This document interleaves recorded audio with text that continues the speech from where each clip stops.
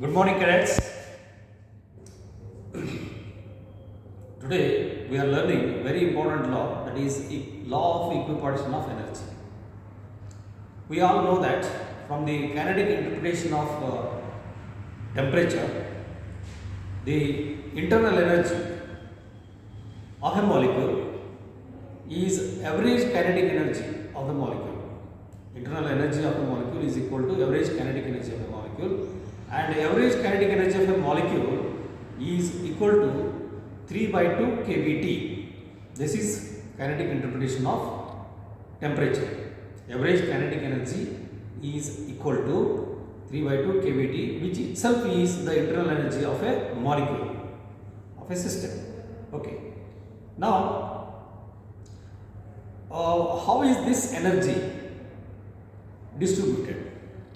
What all possible motions are there which are contributing for kinetic energy, and thereby which are being contributing for total energy?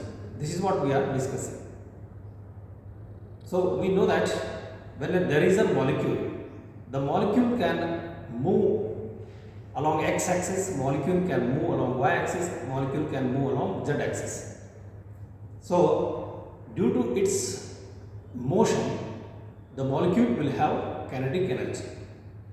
So the average kinetic energy of a molecule is contributed due to the motion of the molecule about these three axes. Suppose a molecule is there in space, the molecule is free to move in space, then the motion of that molecule and the position of that molecule can be specified by three axes: x-axis, y-axis and z-axis. So the average kinetic energy of that molecule is the sum of average kinetic energy about x component, average kinetic energy about y component, average kinetic energy of z component. So if E is the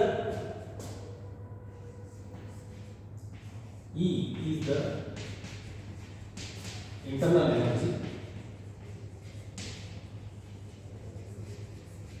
of a molecule,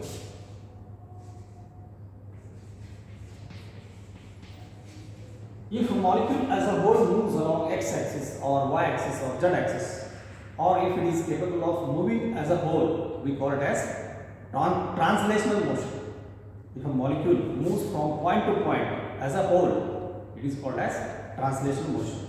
So if E is the internal energy of a molecule, then we will write this E as internal energy due to its translational motion of the molecule. E is the internal energy of a translational motion of a molecule. Then Et is equal to half mvx square plus half mvy square plus half mvz square, where mvx half mvx square, half mvy square and half mvz square are the x component of kinetic energy, y component of kinetic energy and z component of kinetic energy of the molecules due to x component of velocity, y component of velocity and z component of velocity. Okay. Now we know that from kinetic interpretation of temperature, from kinetic theory,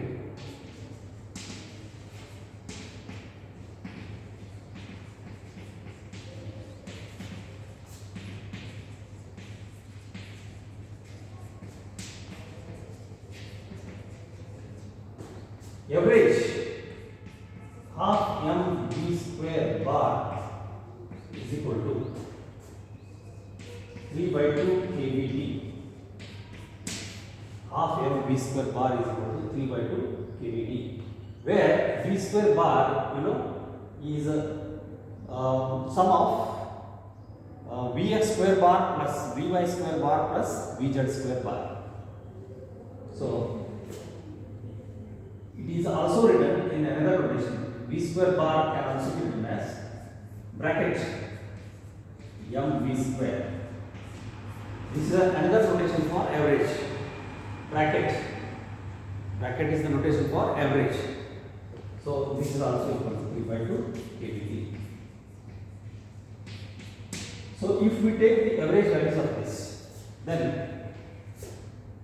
we get half m v square is equal to half average value of half m vx square plus average value of half m vy square plus average value of half m vz square. This should be equal to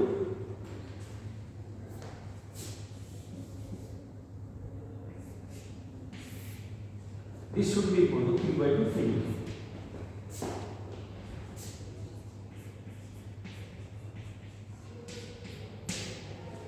So when a molecule is free to move in space, then its total energy is contributed due to its motion about y-axis, x-axis as well as z-axis.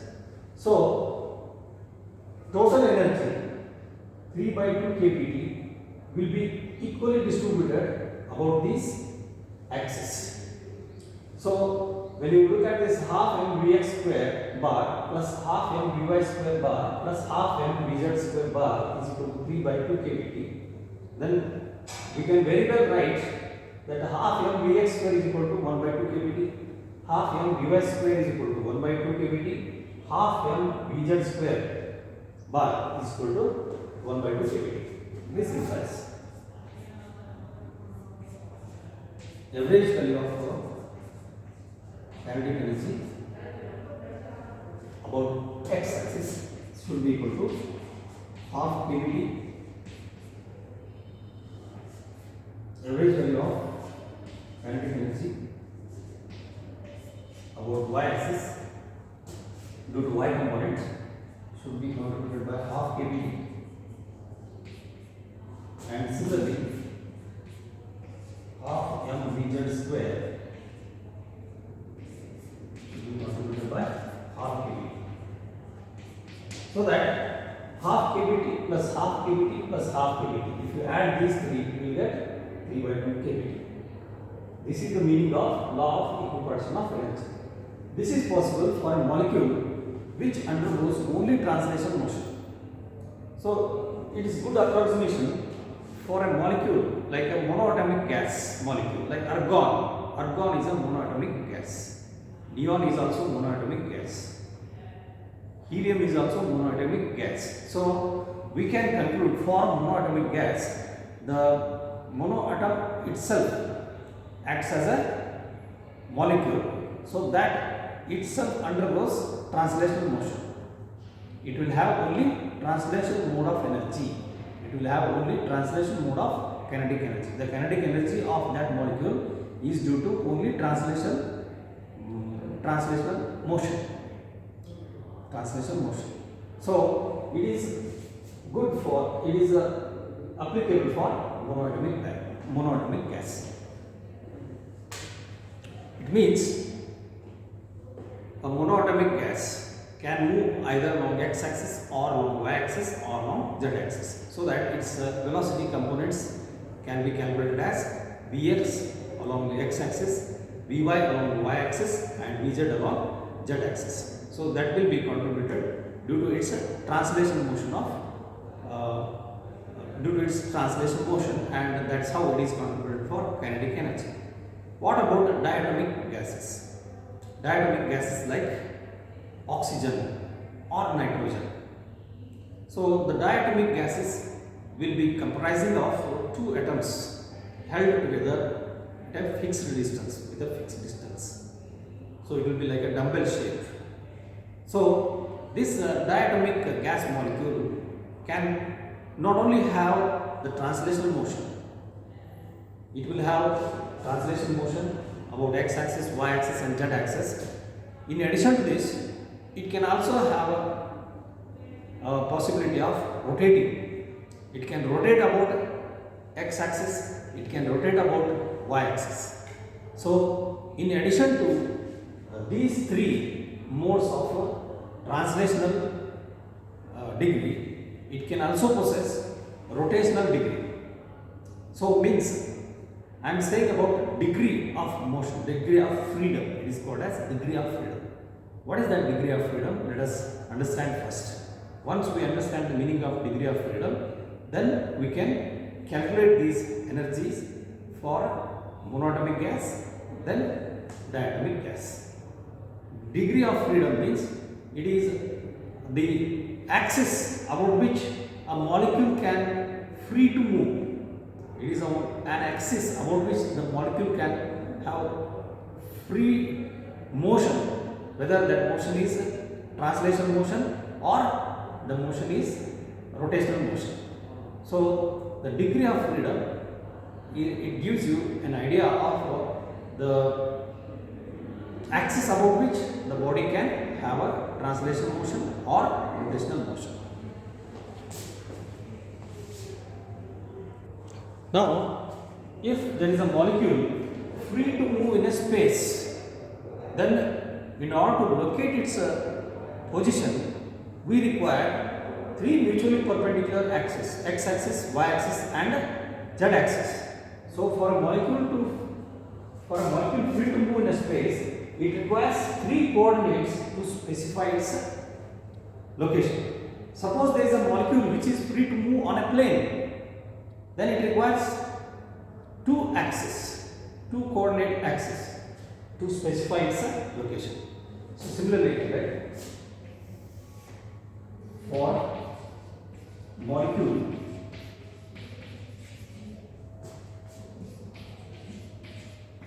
free to move on a plane, it needs two coordinates, only two coordinates.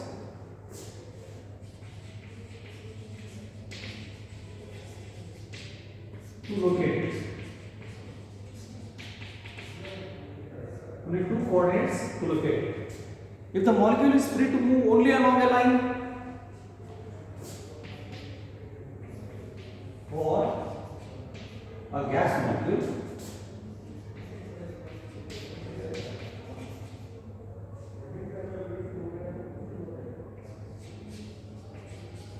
which moves only along a single line,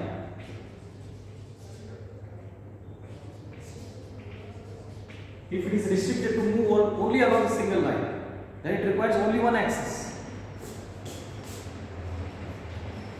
It needs only one coordinate axis.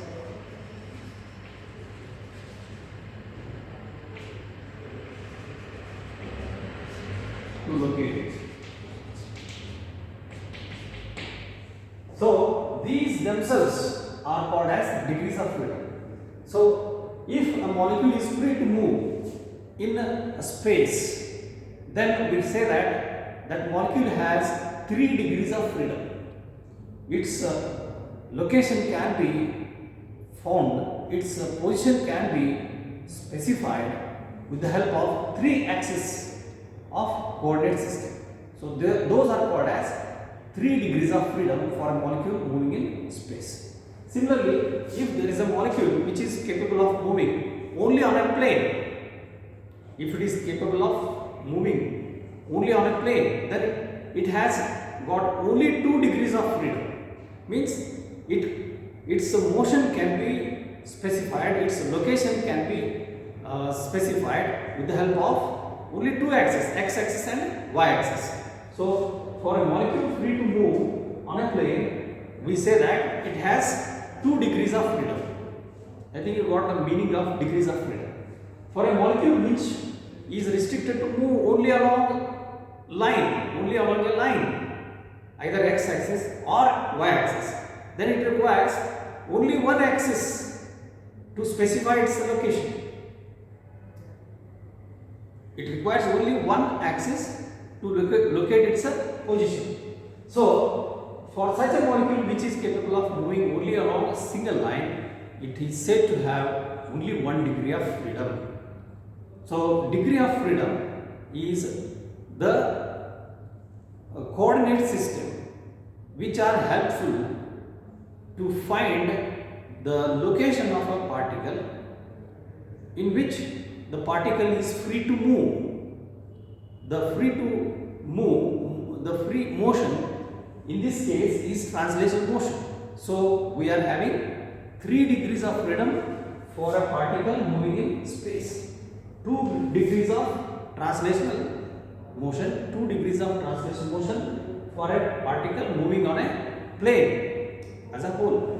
So a particle moving on a line, particle undergoing translation motion along a line has got only 1 degree of translational mode. This is how we define the degrees of freedom.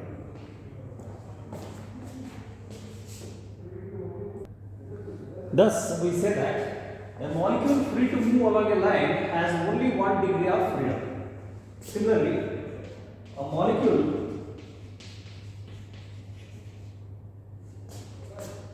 free to move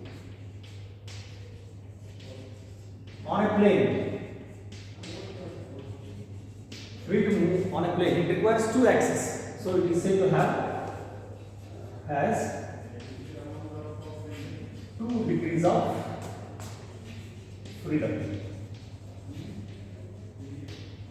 So in the same way we can conclude a molecule free to move in space, free to move in space, it requires 3 axes, so it has 3 degrees of freedom.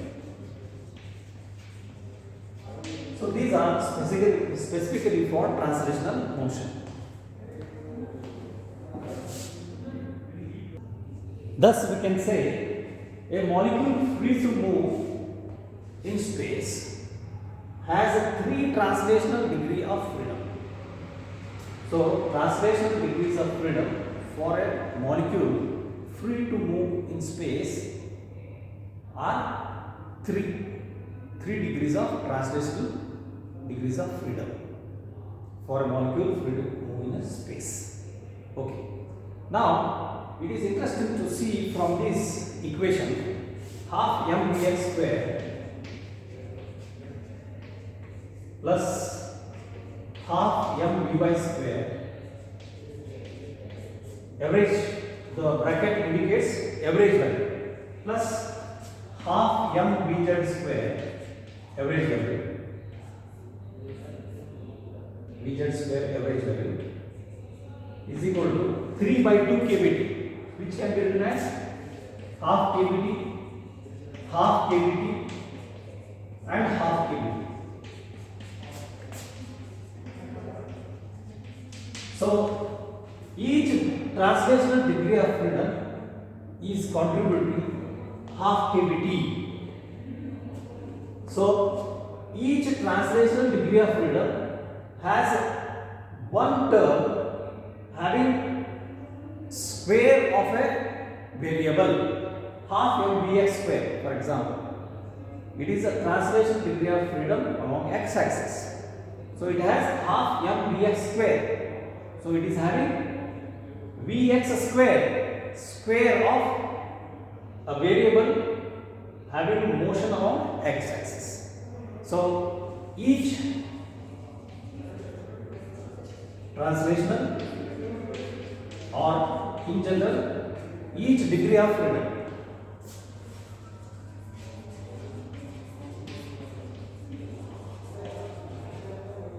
each translational degree of freedom contributes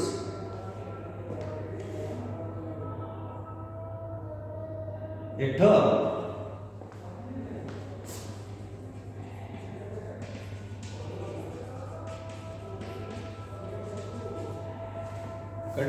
term that has a square of a variable that contains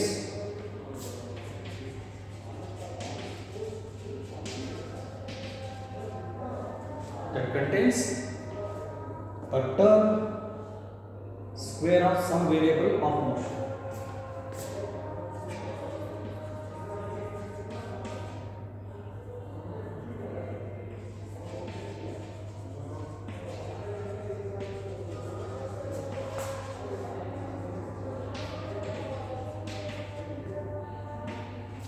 So half mvs square bar. So it has vx square bar as a square of variable about x axis.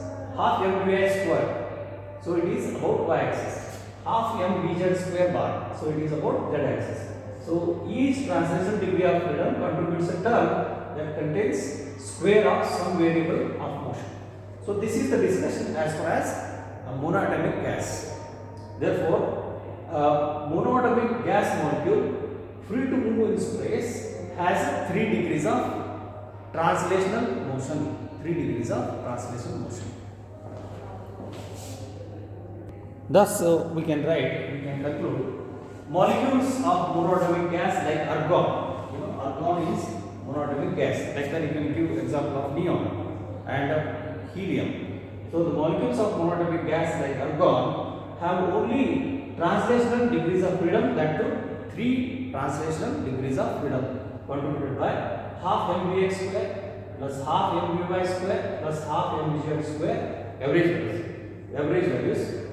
Each is contributed by half kBt, half kBt, half kBt and half kBt, so that total internal energy due to 3 degrees of freedom becomes 3/2 kBt. So this is valid for single atomic gas or monoatomic gas. What about the diatomic gas, like the oxygen O2 and nitrogen N2, diatomic gases. For diatomic gases, the diatomic gas molecule can not only have translation motion, it can also have rotational motion. So in addition to these 3 degrees of translational motion, 3 degrees of translation motion, the diatomic molecule can also have 2 degrees of rotational motion. It can rotate about y-axis, or it can rotate about x-axis, depending upon the amount of energy available. So a diatomic molecule like nitrogen or oxygen can have, in addition to 3 degrees of translation motion, it can have 2 degrees of rotational motion. For a molecule like oxygen or nitrogen, see, such a molecule is called diatomic because each molecule has 2 atoms, oxygen and nitrogen, or oxygen or nitrogen. In addition to 3 degrees of freedom, the oxygen molecule can move. The oxygen molecule, suppose I am showing this oxygen bond, oxygen molecule can move as a whole along x-axis, can move as a whole along y-axis, can move as a whole along z-axis. In addition to these 3 degrees of freedom, 3 degrees of translational motion, 3 degrees of translational degrees of motion, 3 translational degrees of motion, it can have even rotational motion also. If, for example, if it is oxygen or nitrogen, if it is capable of rotating about y-axis, like this, about its center of mass, if it is capable of rotating about its center of mass about y-axis, then it will have a angular velocity omega 1 about y-axis, or it can have rotational motion about x-axis, capable of moving rotational motion about x-axis. In this way, about its center of mass, like this, it can rotate about x-axis. Then, in addition to 3 translational degrees of freedom, it will have 2 rotational degrees of freedom. Then, total energy, total internal energy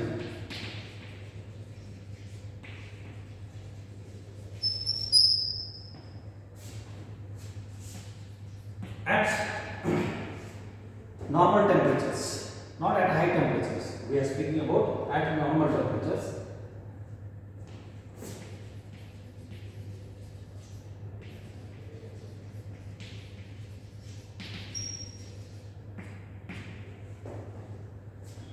Will have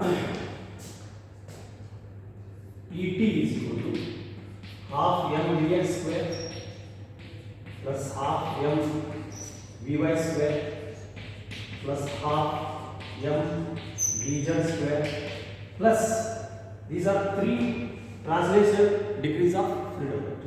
Three translational degrees of freedom.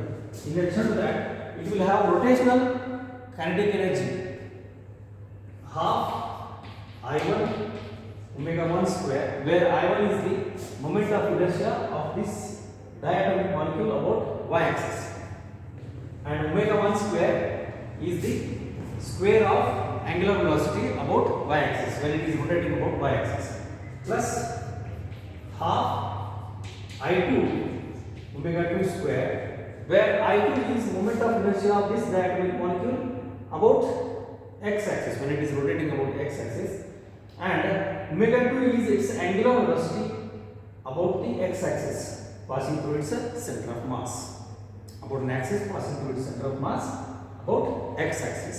The angular velocity is omega 2. Again, it will have two rotational degrees of freedom. Therefore, total energy now I will write it as E only. Therefore, in this case of diatomic molecules, total internal energy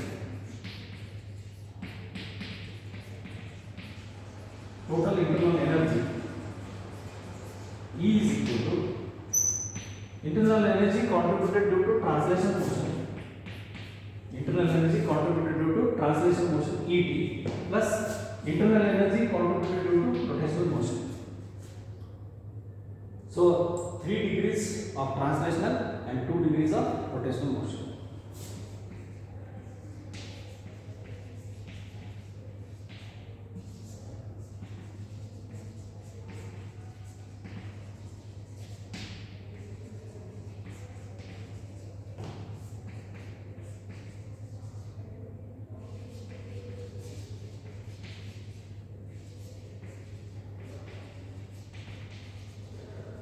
This is how total energy is utilized. And for each degree of freedom, there is a square of some variable. For each degree of freedom, there is a square of some variable which will be contributing half kBT. That is the meaning of law of equipartition of energy. Half mvx square is contributed by half kBT. Half mvy square is contributed by next half kBT. Half mvz square is contributed by next half kBT, so it becomes 3/2 kBT, plus half I1 omega 1 square is again contributed by half kBT, plus half I2 omega 2 square is contributed by another term of omega 2 square, that is again half kBT. So each degree of freedom, whether it is a rotational degree of freedom or translational degree of freedom, each term is having some squared value of variable of motion, so that will be contributing half kBT. So this is in accordance with law of equipartition of energy. As a result, you can see here 3/2 kBT plus half kBT plus half kBT.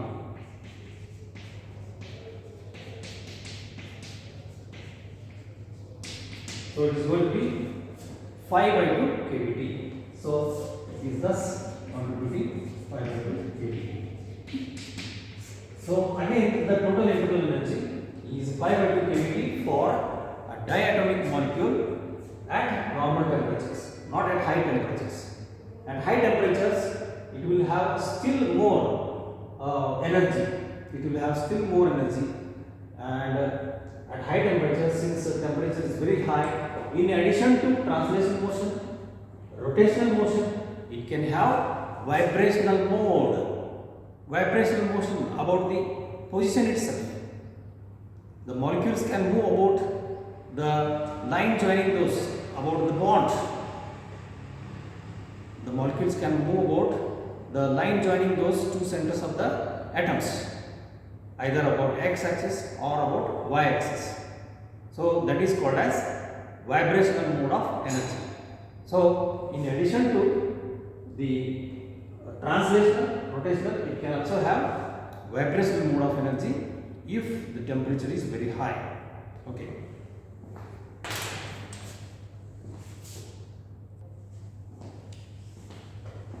at normal temperatures, or we can say it is at moderate temperatures.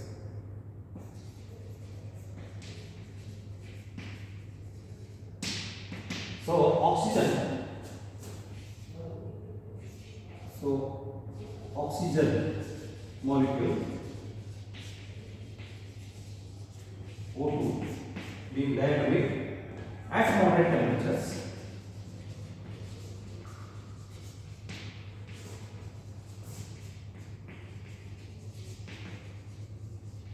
have has only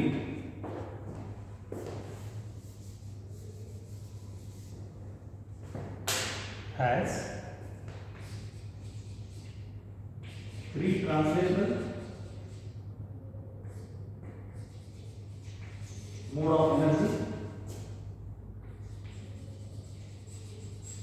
plus two rotational mode of energy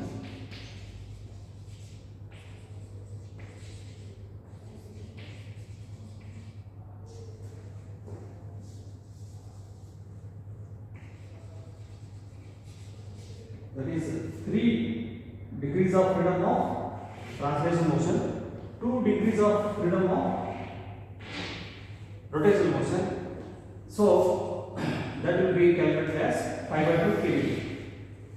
Such a molecule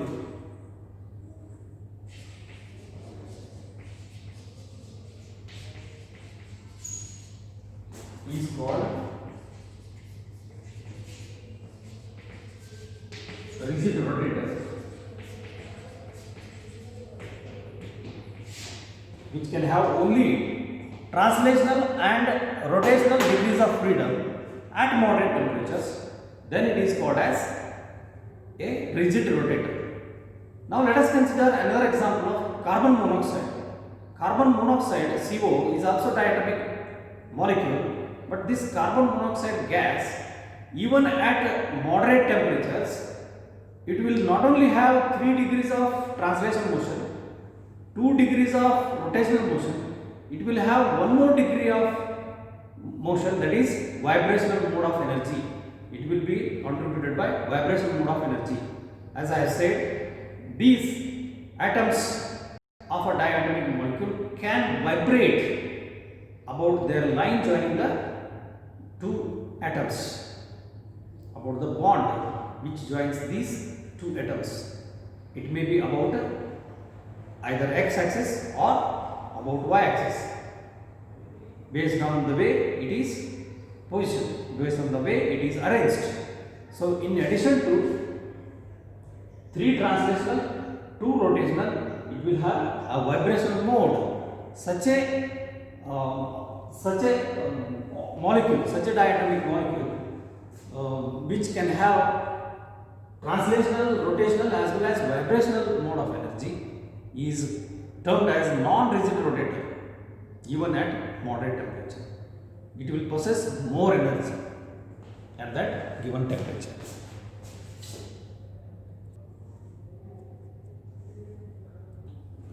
But a molecule like carbon monoxide, it is an example. Some molecules like carbon monoxide, even at moderate temperature, they have vibrational mode of energy. It means its atoms like carbon and oxygen, they vibrate about their axis of they vibrate about their axis. So the vibrational mode of energy can be written as EV equal to, this vibrational mode has again two terms. One is due to kinetic energy, another one is due to potential energy. When the atoms vibrate, say about a y-axis, let us say the atom, this is the atom which is vibrating, diatomic molecule which is vibrating about the y-axis. So when they are vibrating about the y-axis, they will have kinetic energy term plus the potential energy term due to their position. So it acts like an oscillator. Oscillator will be having, when it is oscillating about a particular axis, let us say it is oscillating about y-axis, then during its motion it will have both kinetic energy as well as potential energy. So half m dy by dt whole square. This gives us the kinetic energy term half m, where m is the mass and dy by dt is the velocity. So half mv square about y axis plus half k y square. Half k y square is contributed to potential energy of the atoms. This is kinetic energy term.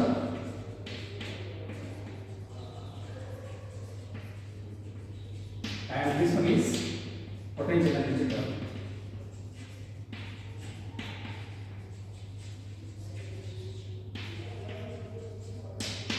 Potential energy term. So each vibrational mode of energy has two terms, and each term again is having a squared variable. Dy by dt whole square is the squared variable, which is a velocity square, and y square, which is a square of a position. So k here is a constant, where k is force constant. Force constant of the oscillator, and y is the position variable.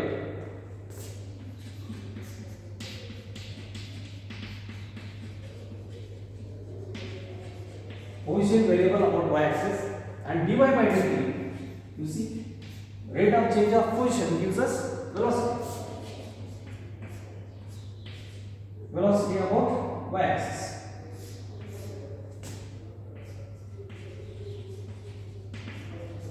Therefore, half mv square is a kinetic energy term, half ky square is a potential energy term of an oscillator. So, in addition to translational, rotational, it also possesses vibrational. Therefore, for such oscillators, they are called as non-rigid oscillators. Non-rigid oscillators. Non-rigid oscillators are the one which have a vibrational mode of energy in addition to translational and rotational. For such oscillators like carbon monoxide, even at moderate temperature,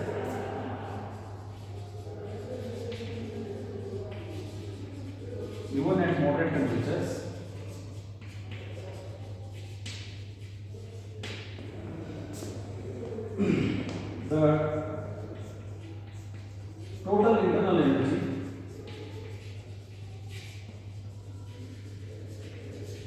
E now becomes equal to ET plus ER plus EV. ET has three terms: half mvx square plus half mvy square plus half mvz square.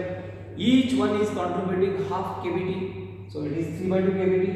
ER has two terms: half I1 omega 1 square plus half I2 omega 2 square, so half kBT plus half kBT. And EV has only one mode of energy, but this one mode of energy is contributed by two forms of energy: kinetic energy of oscillator and a potential energy of the oscillator. Therefore, half kBT plus half kBT. So totally EV is contributed by half kBT plus half kBT. And this one is also contributing half kBT. So it is giving us 2 times half kBT. 2 times half kBT means it is giving us contribution of 1 full kBT. Therefore, if you write it, it becomes 3 by 2 kBT plus half kBT plus half kBT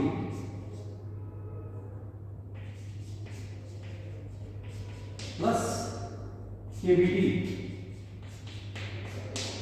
So you can just look at it: 3 by 2 plus 1 plus 1. 3 by 2 plus 1 becomes 5 by 2. 5 by 2 plus 1 becomes 7 by 2 kBT. That's how internal energy of non-rigid rotator or non-rigid oscillator like carbon monoxide will be higher than the rigid rotator. The rigid rotator will be having only two, that is, it will not have vibrational mode. It will have translational plus rotational. Therefore, it will be having 5/2 kVt. Okay, that's how now we are concluding what is the meaning of the equipartition. What is the meaning of law of equipartition of energy? Thus, from this discussion, we now write the statement of law of equipartition of energy. In equilibrium, the total energy is equally distributed in all possible energy modes, with each mode having an average energy equal to half kVt. So, in equilibrium, in thermal equilibrium means in thermodynamics and kinetic theory of gases, you must understand it is thermal equilibrium. In thermal equilibrium, the total energy available is equally distributed in all possible energy modes, with each mode having an average energy equal to half kVt. So, in each translation mode, the energy is contributed by half kVt, and each rotation mode is also contributed by half kVt. Whereas vibrational mode, each vibration mode is contributed by 2 into half kVt. 2 into half kVt, that is contributed by vibrational mode.